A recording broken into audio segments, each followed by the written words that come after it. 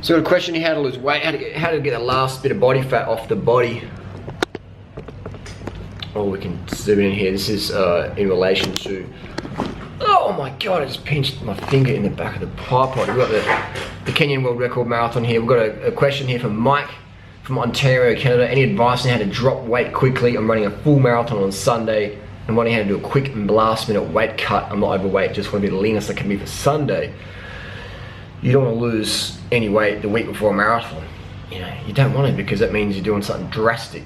And in a marathon, that's not good. I mean, you'll turn up dehydrated or lacking insufficient muscle glycogen. Right? So you want to be heavier for your marathon really, because it's a race of between 2 to 3 hours or 4 hours or 5 hours, depending on what you're doing, how fast you're doing, if it's off-road, uphill, downhill, whatever.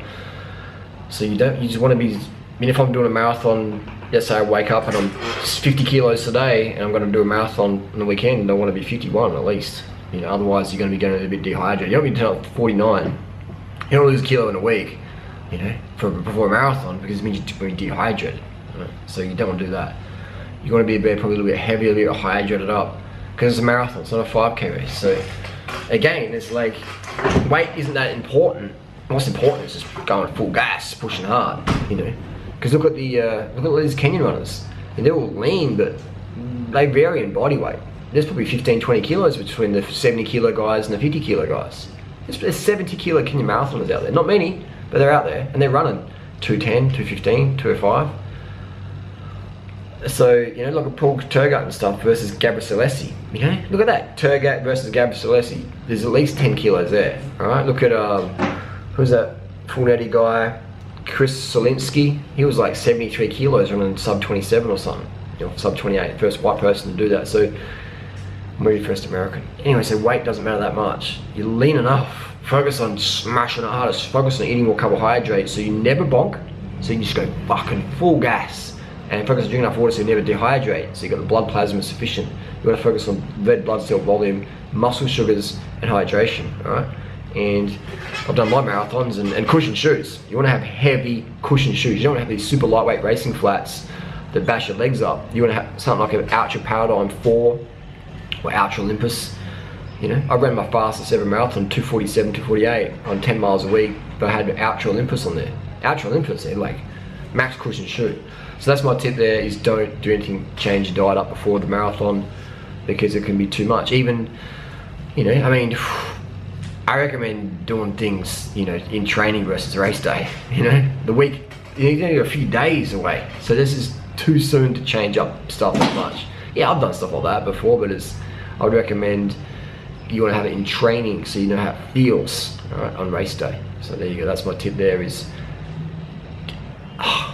aim for year-round leanness. Always be trim. Obviously you'll have variances in your body weight over the year based on hormones, training, fluid levels, hydration, etc., fitness levels, but you can always be lean and slim, right? You should never turn up to a race looking fat, you know, as a seasoned runner or a seasoned cyclist. Maybe if you're a noob or whatever, yeah, for sure, everyone's on their weight loss journey, but, or maybe they're recovering from eating disorder in the past or whatever, but this person is, they're lean enough, so, you know, it's not about being leanest, bro. Because if it was about being the leanest, then Gabor Selesi would have won every race, you know, but he didn't.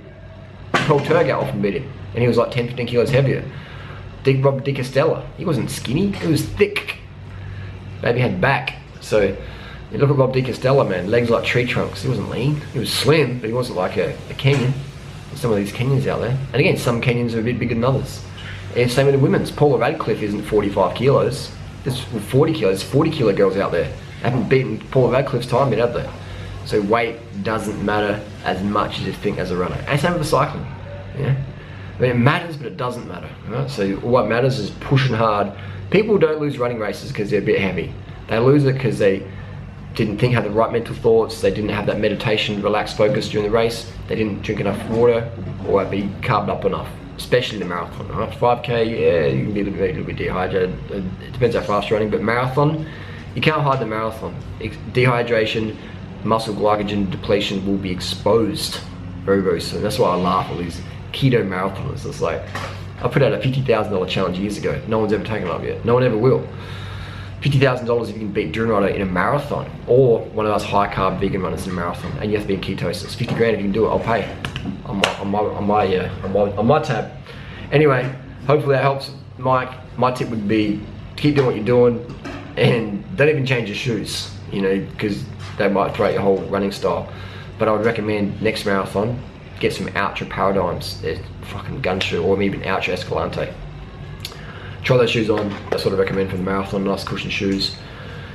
And if it's a hot weather, try and wear minimal clothing. You know, light singlet with band-aid your nipples if you're gonna get chafing, or if you do get chafing in a race and you're a guy and you can, take your singlet off and carry it in your hand with your bib number. Or put little band-aids over there, or Vaseline, or whatever's gonna work for you. But do all these things in training. You know?